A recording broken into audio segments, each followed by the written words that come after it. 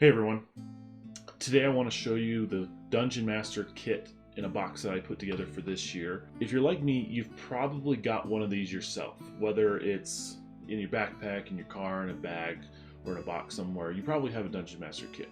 If you're also like me, you've probably looked up how other Dungeon Masters have put their kit together, like on YouTube or whatever. And I've found that a lot of those are very minimalistic and very general, which is great because they kind of expect and prepare for being able to play whenever, out of their car, if they are at work or wherever. They kind of pick up and go bags. For me, that's not the case. When I play in person, especially when I'm preparing for a convention like I am right now, I know exactly what I'm playing. And so my Dungeon Master's kit is designed specifically for the games that I'm going to be running. And so in this box, I've got 6 games all prepared so that I have this self-contained unit. As I go to the convention, I carry it to the table, I pull out the game that I need, and everything else goes away. It helps me run quickly, it helps me get everyone up to speed quicker, and it helps me just stay really organized in a very kind of consistent rhythm as I go to convention. So I want to show you what's inside. Very first thing is I've got a new box. This one I picked up from a thrift store. It's just my nice little briefcase. And so it has the most satisfying little click as you open it up, and I just think that's awesome. Opening it up, this is what I have. We're going to start with up here, my general kind of paper goods. So I've got my folders all packed away, all lined up, and there's one folder for each game. And essentially I've color-coded them for ease. And so, for example, I've got this first one, which is my Bearcats game. And what I have inside is a Bearcats booklet that I put together for like the conversion from Bearcats to ICRPG, because Bearcats in the book is system neutral. So this is my conversion. I've got my art cards. I have 10 of them, 10 different pieces of art that I'll lay out at the very beginning of the session, so players choose their character based off the art first and foremost.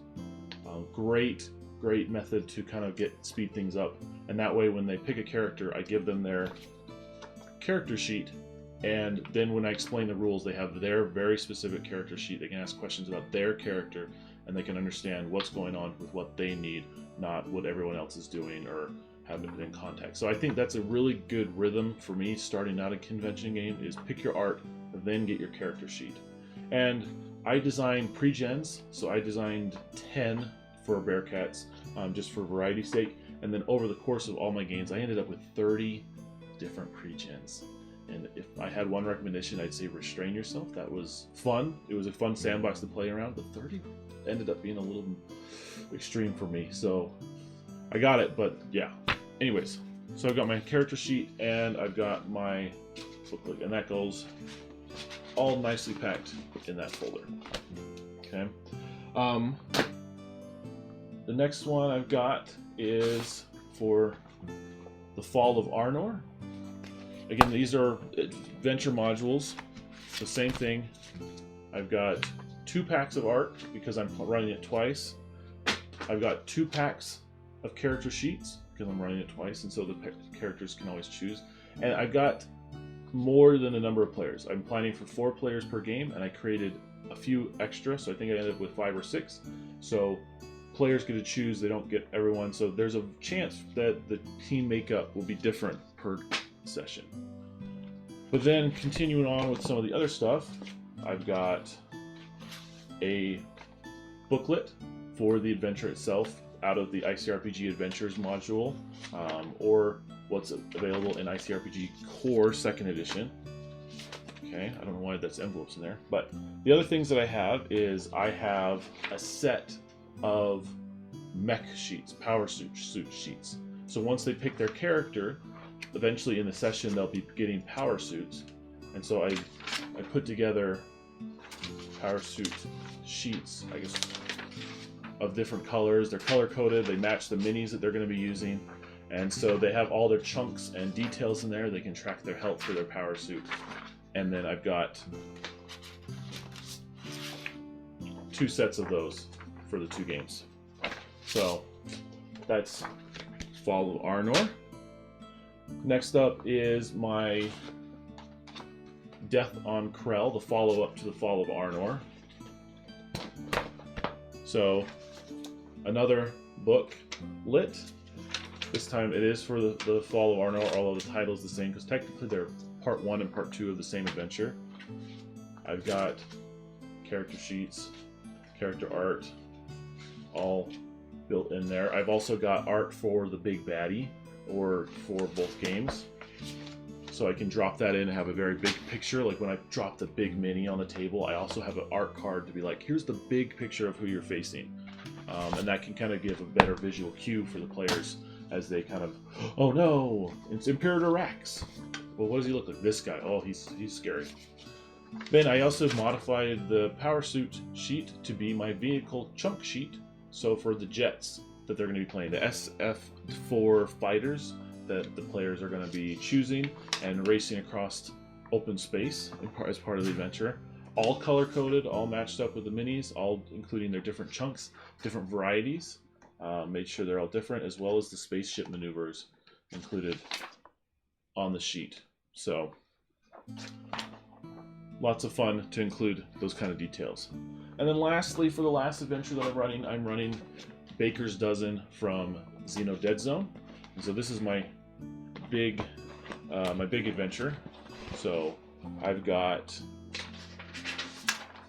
the Xeno Dead Zone mission sheet, which I'll use to track what objectives they have. I also printed out little cards for each of the objectives. So as the players kind of get their different objectives, they will receive a card, and they can have it on their side of the table to remind them of what they need to do as part of their mission. I've also got character cards, art cards with their names on them, so they can pick. Character sheets, all there, as usual. And then I've also got the Xeno Dead Zone tiles. I colored these for a Bearcats game I ran last year, so I had these all printed out, ready to go. So I've got my Xeno Dead Zone tiles, both in small and big sizes. So I have some rooms like the life support, which is a much bigger tile, versus like the airlock, which is a small tile. So I'll be able to lay these out on the table and create my spaceship that they're going to be running in. And then I've got a booklet version of Xeno Dead Zone in case I want to hand this out to a player, because I actually have the full book in the case as well. And I'll get to that in a second. Alright, that's my paper goods, mostly. So I got that all packed away in my files folders up here in the top. I've got my Sharpies and my pen. I've got my pencils, and I've got some other simple pens in the back. So essentially these are mine, and this is what I can hand out to players. Pencils or pens, depending on their preference. Okay, and then over here I've got a pocket of index cards. Gotta have those. So I'll have some paper goods, and these are just actually cut up pieces of copy paper. So I can use and abuse those really easily and just drop them in as terrain or art or whatever. I've got a few more over here. So a few more index cards. But then I've also got the target cards. Those are available on the forums or drive-through or the ICRPG community content site. And so these are just my target cards that include the hard and easy numbers. A great resource from the community. Grab those and have to use them all the time. So those just slip right back into the pocket if I can, and I can just pull those out really easily whenever I need them. And that's the top of the case. So you can already see I've got just tons of stuff for the 4 games. But now we're moving down to the bottom. So this is my journal. So this is what I'm just going to have my notes and track stats and track things in, and just going to be able to run the games from. I have the adventure notes as well, but journal is always great to have. I've got a dice tray. I actually got this last year at the convention, and so this is just a really flat foldable dice tray, and it works really great to I don't end up rolling my dice in these. What I end up doing is before the session starts, I'll start laying things out on the table, and I'll actually pull out all the minis that I end up needing because they're paper, and I'll lay them out in the dice tray. So then they're contained, they don't like flutter around the table, and I have this next to me so that I can quickly grab different minis, drop on the table like the enemies or whatever. So dice tray ends up being more of a paper holder than the dice tray, because I think it's fun to roll the dice out in front of the players, not in the dice tray back by me. So that's what I use my dice tray for. And then I've got this bag of, ignore the Rangers, this is an old pocket for things, but then I've got envelopes with each of the game names on it, and what I have is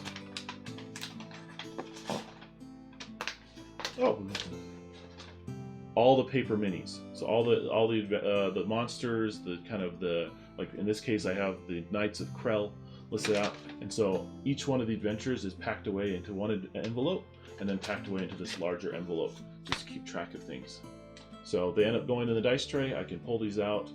Each of my minis are one of my templated versions, so they end up just nice and glued together with their own little base, all paper, and I've got all those ready to go. I've also got duplicates of like player minis in case players want to take them, because like, here, you like this mini, take this mini, or here, you like this art card, take this art card. So that's my dice tray holder for my paper minis. Just grab the envelope, dump them out, I'm ready to go. I've got that for each of the games. 4 envelopes, 4 games. Alright, then we've got my dice trays, my dice cases, which again, I'm not holding for dice. When I'm doing these, is for paper minis. So each of these has the player characters minis in them. So I open them up, I just pull out the player mini that I need, and I usually set these out with the art cards, so that people, once they pick their art card, they just snatch the mini right as they pick their art card, and then there you go. And I've got one of these set up for the Bearcats game, for Xeno Dead Zone, for Death on Krell, and Fall of Arnor, all set up. So those are my dice cases, and then now we're actually getting into the dice, and I use bags for those. So this time I'm bringing some spare dice in case I need to, if a player comes in. I've got classic yellow. I tried to pick colors that would just be easily recognizable, easily stand out. So classic yellow and just this bright red, easy to see. As well as I still have my set of color-coded dice in case someone is very new. What I've seen from just playing is sometimes it's hard to tell what dice is what, and so when I call out, hey, roll a d20 or roll ultimate for d12, they're like, what dice is that? And so having a color-coded set of dice really helps kind of alleviate that, because now you can say, oh no, it's the yellow one, roll the yellow one, or it's the white one, roll the white one. And I think it's just a great accessibility thing to include. So recommend having that if you're playing with new players and you're just a chance for that. So I just think it's a fun thing to have. And then I've got, this is my personal dice kit. It's just in a little hard case that I found. And this one has a couple sets of dice. So I've got my Monomakes skull die. So this is what I can use for like binary questions, like, hey, is the door locked this time, or is there kind of like a computer terminal I can hack into? Oh, I didn't plan for that. Here, let me roll my skull die. If it's skull, no. If it's blank, yes. Then I've also got in here, I've got a couple things. So I've got the rest of my Monomake dice, for my Monomake D6 dice, which are great for timers or whatever, so I use those, and I've got D6 of those. But I also upgraded my hero coins this year to little bloody shields. So you can see that. So these are my hero coins for this year rather than gold doubloons from last year. So I've got little shields. I think that's super appropriate, a little blood on them, whatever. And so these are their hero coins. And so when a player does something epic and adds to the game, out goes a hero coin, and when they use it, it comes back to me. And I've got a nice little pile of those. And then on the other side, I've just got my personal set of dice. I like to run with very simple dice. I think visibility is really important. But I also got some dice for Christmas. And so I'm running with basic gray, which is my core GM dice, but then my wife gave me these awesome black and red kind of rune dice. So I'll be running with those as well. So just having some simple dice that's different from the players can go far away. Okay, and then the last one, this is actually not a bag of dice. This is something very different. And then I'm using this particular set for markers on the table, something to help highlight where something who dropped something is, and these are actually rune stones. So I got a bag of rune stones, just for like casting runes or whatever. They're just black and gold. And I thought that'd be fun to like differentiate. And so if someone like were to drop their shield, I can drop one of these out. I can take a note of the symbol, set this out on the map, and now that's just going to sit there until it's no longer used or whatever. So in the case of little objectives or little details on the map, I thought rune stones would differentiate very well and stand out compared to like dice rolling around. And they're nice and hefty, so like hopefully if a dice like knocks into them, they won't be like flying across the table. But thought it was cool, and I think it's gonna go well. Okay, almost done. Obviously, I've got my ICRPG Masters Collector's Edition, and this is actually from last convention. I've actually, as I was running all the games, it actually started wearing off the foil, and I imagine that by the end of this convention, another good chunk of the foil is going to be rubbed off just from using this and having this at the table. Love the effect, and so it shows the wear and tear. So just having Master Edition for the loot tables or whatever I need is great.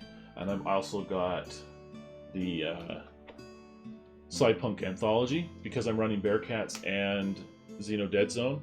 I just wanted to have the core book in there so I can run Bearcats, have all the adventures, as well as Xeno Dead Zone, and just in the nice little book, and have the some of the sci-fi loot tables and whatever all packed away right here to go along with Master Edition, so when I'm running those two games.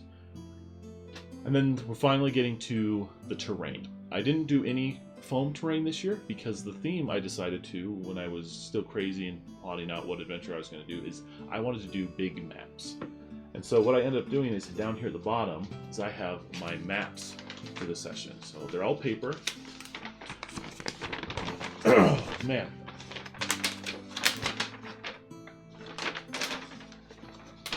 And I printed out the maps from the booklet, or from the book, into big paper posters, and then glued them, and I don't know how well you can see that, but they're essentially just copy paper trimmed and then glued and taped together.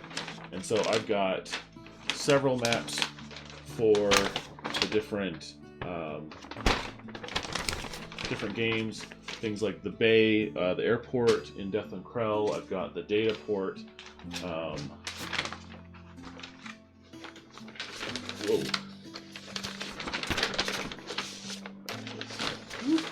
Look at that. Just all nicely blown up and printed out. I'll be able to hopefully get to the table there and start flattening and smoothing it out because I needed to fold it to fit into the thing. But again, they'll be there for just a few minutes while we play. So we got the river kind of command HQ. These are all from Fall of Arnor. And then we've got the hangar base for where the mechs are, so that's kind of the starting point for Fall of Arnor. And then we've started moving into the Death on Krell. So this is their starting the Nemesis. So players are going to start on this ship. This is kind of their starting location. And then they're going to move over. Their goal is to get to the planet killer ship, which is here. Let's see, right? And so they'll be able to get to there, and they'll have to stop the planet killer from destroying their planet. But before they can do that, they've got this massive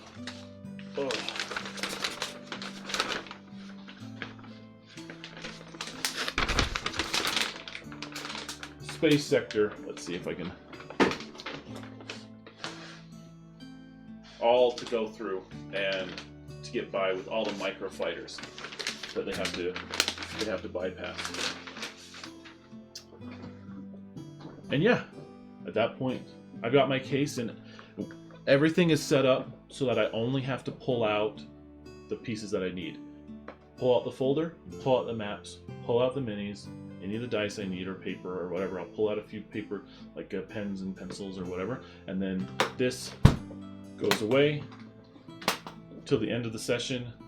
They say bye, it was a great time, stars and wishes, all the jazz, and then as players walk away laughing, having a good time, ready for their next game, I can pack this away, go have a snack, come back for the next game, do the same thing over again. And that's my goal for these dungeon kits, is I want to be able to pack up quick, unpack quick, get to playing, done, and not have to worry about kind of all the extra organization. Any organization I can do beforehand is going to save me time at the convention, and that means more playtime. So I hope, as we've kind of talked through rapid fire all the stuff that I've included in this kit, I hope you've seen one or two things that maybe inspired you to include in your kits. I'd love to know kind of how you build your kits together, what you use and what you do, especially when you're running conventions or just when you're table games. So let me know in the comments. I'll let you know in an after report how the convention goes, how this works, and we'll catch you next year.